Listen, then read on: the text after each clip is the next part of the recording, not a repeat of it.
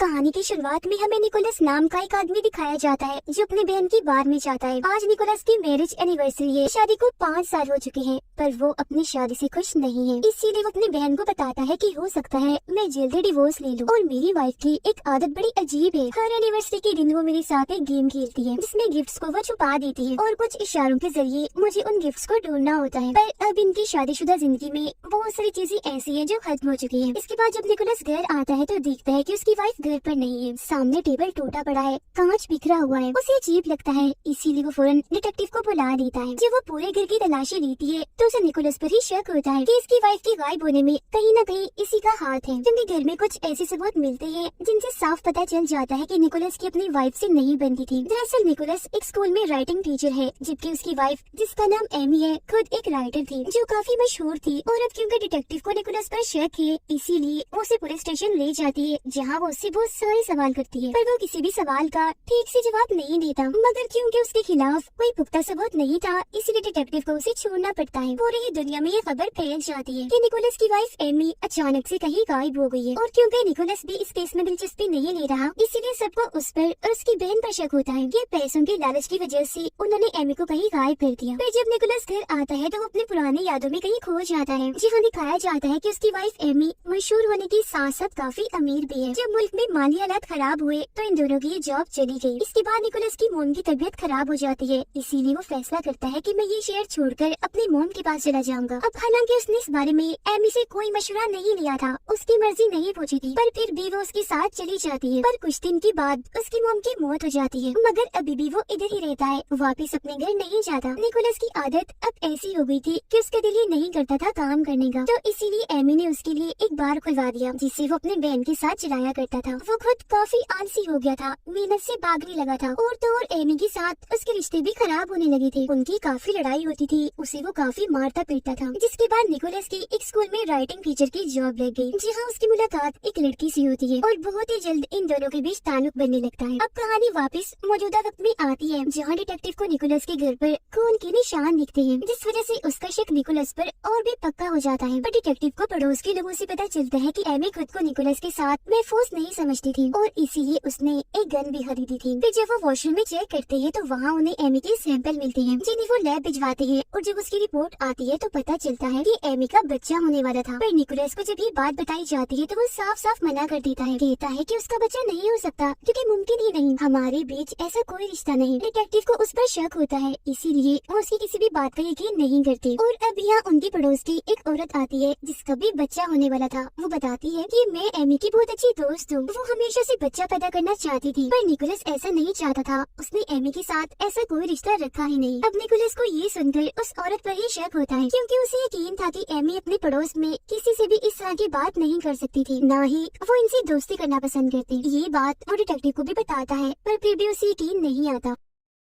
और छानबीन करने पर अब डिटेक्टिव को यह एमी की डायरी मिलती है जिस पर उसने लिखा हुआ था कि मेरी जान को निकोलस से खतरा है। ये देख उसका साथी कहते हैं कि एक और बात मिल गई उसके खिलाफ, अब हमें निकोलस को गिरफ्तार कर लेना चाहिए। पर वो ऐसा नहीं कर सकती थी क्योंकि अभी भी इनके पास ठोस सबूत नहीं है कि निकोलस ने ही अपनी वाइफ को मारा है या गायब किया। इसके बाद हम एक लड़की को देखते हैं जो गाड़ी चला रही थी, जो और कोई नहीं बल्कि एमी थी, जिसने अब पूरी तरह अपना हुलिया बदल लिया है। एमी उस दिन के बारे में सोचने लगती है जब वो निकोलस से मिलने बार में गई थी, जहाँ उसने निकोलस को बार के बाहर अपने उसी स्टूडेंट के साथ देखा जो दोनों काफी करीब खड़े थे क्योंकि उन्होंने अपना रिश्ता बना लिया था। ये देखकर एमी काफी टूट गई, उसे बहुत दुख हुआ क्योंकि उसने निकोलस का हमेशा साथ दिया। हालांकि वो अमीर घर से थी पर फिर भी उसने निकोलस से शादी कर ली। जब उसके पास पैसे और काम नहीं थे तो एमी ने उसके लिए बार खोला और अब जब वो उसे धोखा दे रहा है तो इस बात को वो बर्दाश्त नहीं कर पाती, इसीलिए वो निकोलस से बदला लेने का फैसला करती है। वो उसके क्रेडिट कार्ड से फजूल खर्चा करती है ताकि सबको लगे कि निकोलस अयाश है, वो ही फजूल खर्चे करता है। इसके अलावा वो निकोलस से इंश्योरेंस के कागजात पर साइन करवा कर अपने इंश्योरेंस की पैसे बढ़वा देती है ताकि सबको ये लगे कि इंश्योरेंस के पैसों की लालच में निकोलस ने अपनी वाइफ को मार दिया। साथ ही उसने अपनी उस पड़ोसी से भी दोस्ती कर ली जिसका बच्चा होने वाला था, जो कह रही थी कि मैं एमी की दोस्त हूँ। एमी ने उसे बताया कि मेरा और मेरे हस्बैंड निकोलस का रिश्ता खास अच्छा नहीं है, हमारे बीच हर वक्त लड़ाई झगड़े होते रहते हैं। ऐसा उसने इसलिए किया ताकि वो अपनी पड़ोसी की हमदर्दी हासिल कर सके। इसके अलावा उसने वॉशरूम में जानबूझकर अपने सैंपल छोड़ दिए ताकि पुलिस को लगे कि क्योंकि एमी प्रेग्नेंट थी, उसका बच्चा होने वाला था, इसीलिए निकोलस ने उसे मार दिया, क्योंकि ऐसी औरत जिसका बच्चा होने वाला होता है उसे मारने की सजा कड़ी से कड़ी होती है। वो अपने जिस्म से अपना खून भी निकालती है और उसे फर्श पर डालकर साफ करती है ताकि उसके निशान पुलिस को मिल जाए। और वो हमेशा अपने हस्बैंड के साथ एनिवर्सरी के दिन गेम खेलती थी, जिसमें कुछ इशारों के साथ निकोलस को गिफ्ट ढूंढनी होती थी। पर इस बार उसने गेम तो खेली, मगर क्लोज इशारे उसके लिए नहीं बल्कि डिटेक्टिव के लिए छोड़े। अब वो अपने बहन के गिराज में जाता है और ये देखकर काफी हैरान रह जाता है कि किसी ने बहुत सारी चीजें खरीद कर यहाँ रखी हुई है, क्योंकि ये उसके कार्ड से की गई शॉपिंग थी। ये उस सामान को चेक करती है तो पता चलता है कि फजूल सामान के साथ साथ यहाँ वो हथियार भी है जिससे एमी का खून हुआ है। ये देखकर उसकी बहन काफी घबरा जाती है, क्योंकि निकोलस के साथ साथ वो भी इस केस में फंस सकती है। पर वो इन चीजों को ऐसे ही छोड़कर वहाँ से चला जाता है। मगर डिटेक्टिव जो हमेशा से उसका पीछा कर रही थी, यहाँ वो अपने साथियों के साथ आती है और कत्ल वाला हथियार उन्हें मिल जाता है, जिसके बाद दोनों बहन भाइयों को गिरफ्तार कर लिया जाता है। पर कुछ वक्त के बाद निकोलस को जमानत मिल जाती है। वापस आकर वह काफी अच्छी लॉयर वकील से मिलता है और उसे सारी बात बता देता है। साथ में ये भी कहता है कि मेरी वाइफ एमी के साथ मुझे कभी भी महफूज सा महसूस नहीं हुआ, कहीं न कहीं उसका ज़हनी तवाज़ुन खराब था। इसके बाद निकोलस एमी के पहले दोस्त के पास जाता है, जिस पर एमी ने इल्जाम लगाया था कि इसने मेरे साथ बदतमीजी की और जबरदस्ती के इल्जाम पर उसे गिरफ्तार भी करवाया था। उससे बात करने के बाद निकोलस को पता चल जाता है कि एमी मुझसे बदला ले रही है। उसने अपने दोस्त के साथ भी बिल्कुल ऐसा ही किया था और अब वो एमी के दूसरे दोस्त से मिलने जाता है जो बहुत ही अमीर होता है। ये अमीर दोस्त निकोलस से बात करने से मना कर देता है, क्योंकि आज भी वो एमी से प्यार करता है। एमी को हम देखते हैं जो छोटे से टाउन में रहती है। वो अपने पड़ोसियों के साथ जब बाहर थी तो तभी उसके पैसे गिर जाते हैं, जो उसकी पड़ोसी देख लेती है कि इसके पास इतने सारे पैसे हैं, और फिर जैसे ही रात होती है वो उसके घर आकर उसके सारे पैसे लूट कर चले जाते हैं। अब उसके पास कोई पैसा नहीं था। इस बात से दुखी होकर वो रोने लगती है। इन हालात को देखते हुए वो अपने उसी अमीर दोस्त को कॉल करती है जो उसे आज भी प्यार करता है। वो उसे मिलने के लिए बुलाती है और जब वो आता है तो वो उसे बताती है कि निकोलस हमेशा मुझे मारता था, मुझ पर जुल्म किया करता था, मेरी जान का उसे खतरा था, इसीलिए मैंने वो घर छोड़ दिया और अब मैं वहाँ वापस नहीं जाना चाहती। जिसके बाद उसका दोस्त उसे अपने घर में ले आता है और कहता है कि तुम कुछ टाइम यहाँ रह सकती हो, यहाँ पर कभी भी कोई नहीं आता।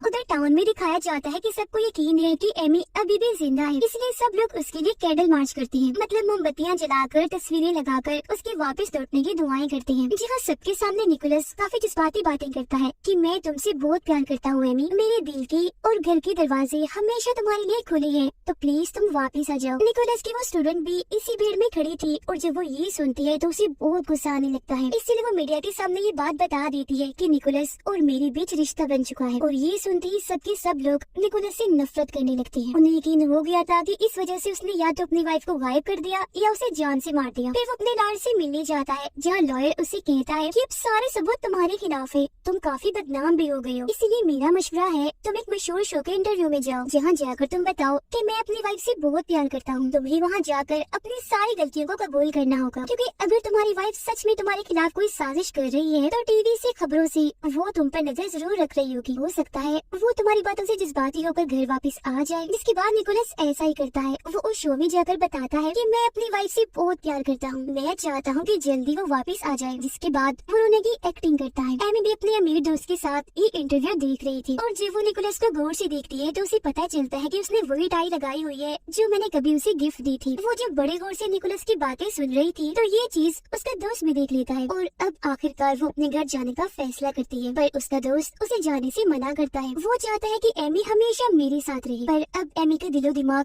कहीं न कहीं बदलना शुरू हो गया है, इसलिए अब उसे अपने इस दोस्त पर गुस्सा आने लगता है, क्योंकि वो उसे जाने नहीं दे रहा, रोक रहा है। जब उसका दोस्त वहाँ से चला जाता है तो वो अपने जिस्म पर चोट के निशान बनाने लगती है। फिर रात को जब उसका दोस्त काम से वापस आता है तो वो उसे बहाने से कमरे में ले आती है और वहाँ जाकर बड़ी बेरहमी से उसे मार डालती है, इतनी बेरहमी से कि उसके खुद के कपड़े और जिस्म भी खून से भर जाते हैं। जिसके बाद वो वहाँ से निकलकर गाड़ी लेकर वापस अपने घर आ जाती है, जहाँ पूरा का पूरा मीडिया पहले से ही मौजूद था, जो एमी को देख लेती है कि वो जिंदा है और खून में लथपथ है। एमी को फिर निकोलस भी अपने सामने दिख जाता है और वो सीधा जाकर उसके गले से लग जाती है, पर निकोलस को यकीन था कि वो कितनी बड़ी धोखेबाज है, तो जरूर ये भी उसका कोई नया प्लान है। इसके बाद उसे हॉस्पिटल ले जाया जाता है, जहाँ वो सब डिटेक्टिव्स को बताती है कि बचपन में जब मैं स्कूल में पढ़ती थी तो मैं और मेरा वो अमीर दोस्त एक दूसरे के काफी अच्छे दोस्त थे। हमेशा ही वो मुझे खत लिखा करता था और भी एक दफा एनिवर्सरी वाले दिन वो मेरे घर ही आ गया। मैं अपनी जान बचाने के लिए भागी, पर डंडे से उसने मुझ पर हमला कर दिया, जिससे मैं बेहोश हो गई और इस चीज का फायदा उठाकर वो मुझे अपने जेल वाले घर में ले गया, जहाँ उसने वो सब कर दिया जो उसका दिल किया। और अगर आपको सबूत चाहिए तो आप उसके घर जाकर सीसीटीवी कैमरास को चेक कर लें। दरअसल वो कैमरास के सामने जानबूझकर ये एक्टिंग करती थी कि मेरी दोस्त ने जबरदस्ती मुझे यहाँ रखा हुआ है और वो मुझ पर जुल्म भी करता है। पर यहाँ वो डिटेक्टिव जो इस केस को शुरू से देख रही थी, उसे कहीं न कहीं एमी पर शक होना शुरू हो जाता है और निकोलस की उन बातों पर यकीन आने लगता है जो शुरू से वो कहता आ रहा था। वो डिटेक्टिव फिर उससे सवाल करती है कि अगर तुम्हारी दोस्त ने तुम्हें अगवा किया तो कत्ल वाला वो हथियार जिस पर तुम्हारा खून लगा हुआ था वो उस गैराज में क्यों और कैसे आया। वो इस बात का जवाब नहीं देती, उल्टा गुस्से में उससे कहती है कि शुक्र करो मैं वापस आ गई, अगर मैं वापस आती ना तुम तो मेरे बेकसूर हस्बैंड को जेल में कैद कर देते। जिसके बाद वो बेहोश होने का नाटक करती है और डिटेक्टिव को अब उस पर पूरा शक है।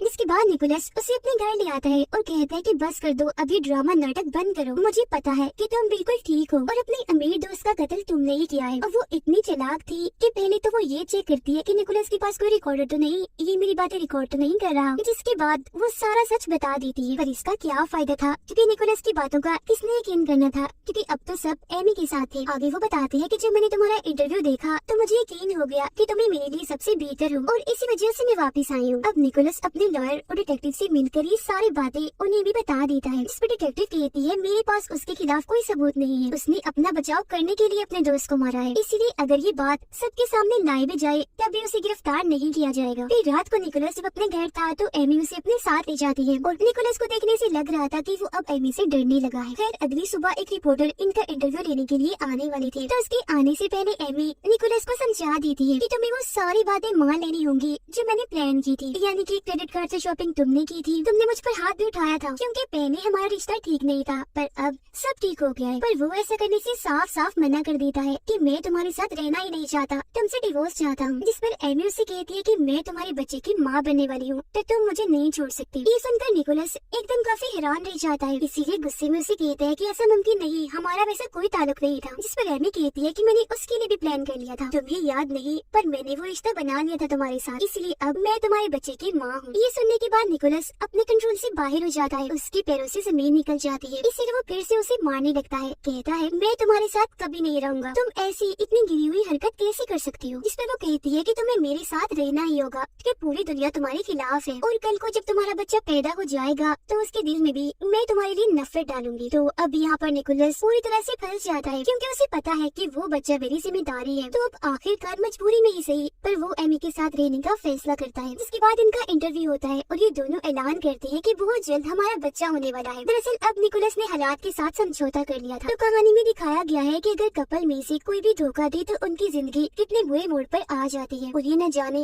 किन किन हालात का सामना करना पड़ता है, जैसे कि निकोलस को हुआ क्योंकि वो अपनी वाइफ को धोखा दे रहा था जबकि वो तो उसके साथ इतनी अच्छी थी। और कपल में से दूसरे इंसान को भी चाहिए कि चीजों को अपने सर पर इतना हावी ना करे कि वो चीज आपको गलत रास्ते पर ले जाए, जैसे कि एमी ने किया। उसे चाहिए था कि वो अपने हस्बैंड से आराम से प्यार से बात करती तो तब शायद उसे ये सब ना देखना पड़ता। उसने अपने चालाकियों की वजह से कितने ही लोगों को धोखा दिया। इसीलिए हमें ये सबक मिलता है कि हमेशा अपने पार्टनर अपने साथी के साथ वफादार रहिए और सिर्फ उसी की बनकर रहिए। इसी के साथ ही कहानी इधर ही खत्म हो जाती।